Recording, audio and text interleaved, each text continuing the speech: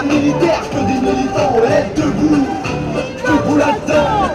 Motif des troupes, tactique, on lève. Nous manifestons pour la deuxième fois en quelques jours, en quelques semaines, pour dire au gouvernement que nous n'acceptons pas le fait qu'il transcrive dans la loi l'accord interprofessionnel tel qu'il a été signé par les syndicats le 11 janvier dernier.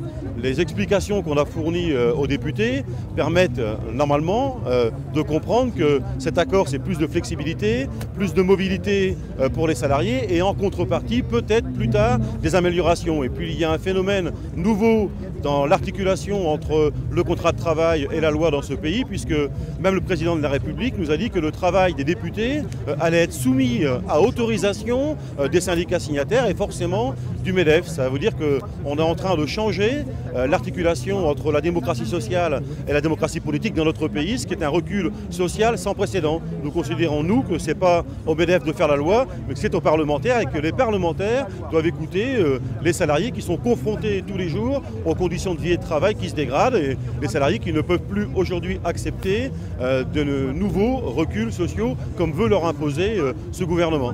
C'est toujours une réussite quand des gens se rassemblent dans cette période pour dire à la fois au patronat et au gouvernement que la politique qu'ils mènent dans ce pays est néfaste. Mais au-delà de la mobilisation, il y a aussi tous les contacts que nous avons dans la préparation de cette mobilisation. C'est plusieurs millions de tracts qui sont distribués, plusieurs millions d'échanges avec les salariés pour leur démontrer qu'effectivement, il faut qu'ils aillent à la rencontre de leurs députés pour leur dire que leur mission, le respect de leurs engagements, c'est pas de voter une loi telle qu'elle est écrite aujourd'hui par le gouvernement sous l'injonction du MEDEF et de quelques syndicats signataires.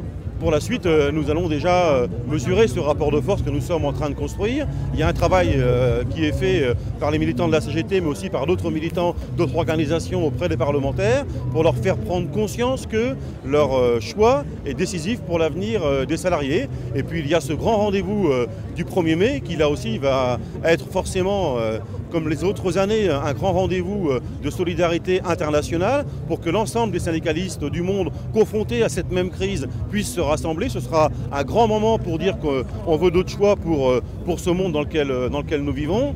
Et puis forcément, les questions ayant trait à la loi, les questions ayant trait au salaire, les questions ayant trait à l'emploi, les questions ayant trait au droit à la retraite qui risque à nouveau d'être mis en cause, le droit de pouvoir vivre en retraite avec une pension digne de ce nom, ce qui risque de ne plus être le cas si on interprète les propos du Premier ministre. Donc il y a suffisamment de sujets qui vont nécessiter une mobilisation d'ampleur le 1er mai. Que des combattants dealers, pas de militaires, que des militants, on lève debout là-dedans.